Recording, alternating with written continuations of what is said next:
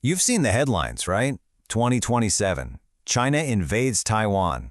It's a date that's been repeated so often it almost feels like a fact.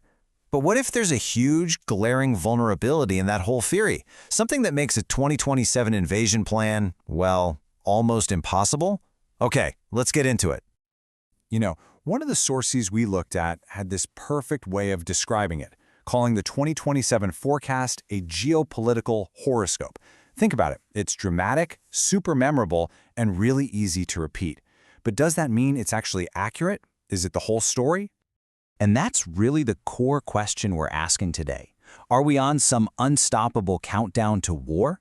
Or is there a massive piece of the puzzle that the headlines just keep missing, a hidden variable that completely changes the math for Beijing? So first things first, let's talk about this ticking clock. Where in the world did this specific 2027 date come from anyway? And why has it become the go-to number for pretty much everyone? Okay, so the basic idea goes like this. By 2027, China's military is supposed to have all the ships, missiles, and troops ready to go.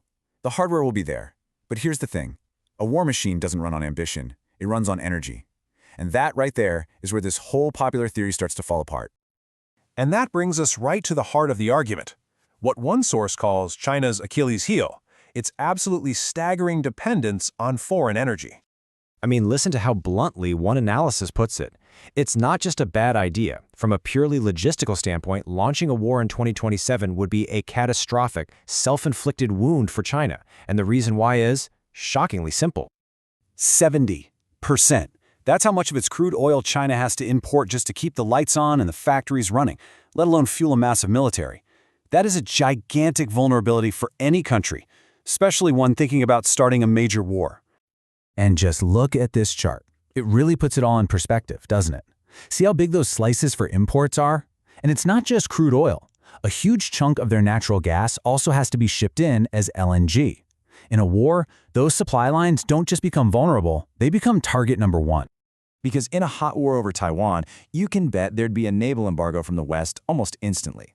Critical shipping lanes like the Strait of Malacca would be sealed tight, the flow of oil and gas would be cut off. China's entire war effort could literally grind to a halt from lack of fuel. We're talking in a matter of weeks. The source material uses this brilliant term for it, a glass jaw.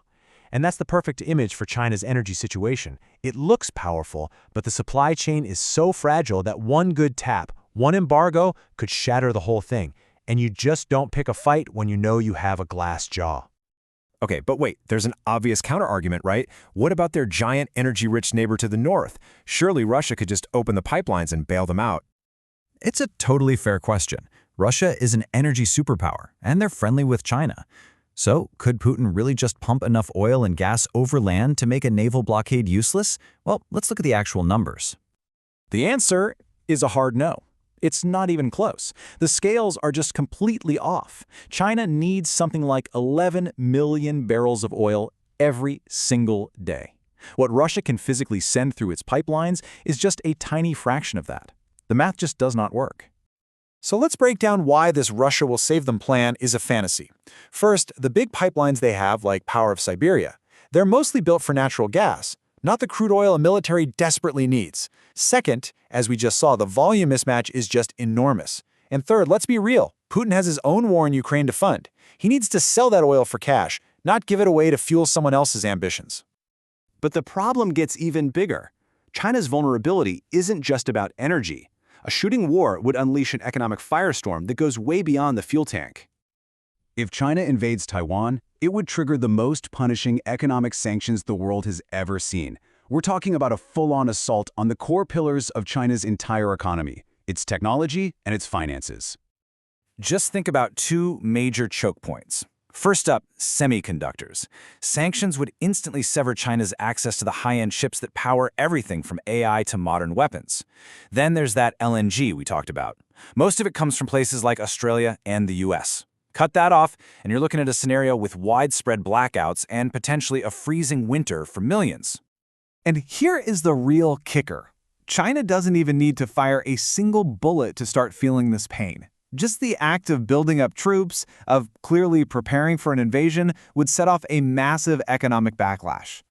The economic damage would be swift. You'd see a tidal wave of capital flight, investors yanking their money out. Insurance costs for shipping in the region would explode, basically freezing trade. And any new foreign investment? Yeah, that would dry up overnight. Beijing knows this. Their goal is to win without fighting, not to commit economic suicide. So, if an invasion in 2027 is so incredibly risky, both logistically and economically, then why is that the year we're all talking about? It's time to uncover the real story behind that date. Well, the date really took off after a memo from a top U.S. Air Force general, Mike Minionhan.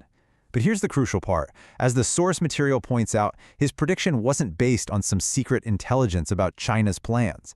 It was about something much more practical, strategic planning cycles. See, 2027 is basically a perfect storm of planning cycles. It's a key deadline for some of China's own military modernization goals. It lines up interestingly with U.S. presidential politics, and that makes it a really convenient, solid date for Western military planners to aim their own readiness goals at. It's a benchmark, not some kind of prophecy. So, if there's one thing to take away from all this, it's this. When you hear 2027, you shouldn't think invasion date. You should think planning benchmark. It's a target for military readiness on both sides, not a confirmed appointment for a war that China right now simply can't sustain. And that leaves us with a much more interesting and honestly a much more important question. If a full-on invasion is a suicidal move for Beijing, what's their real plan? How are they trying to use economic power, political coercion, and all those gray zone tactics to get what they want without ever firing a shot? Now that is the real story we should be watching.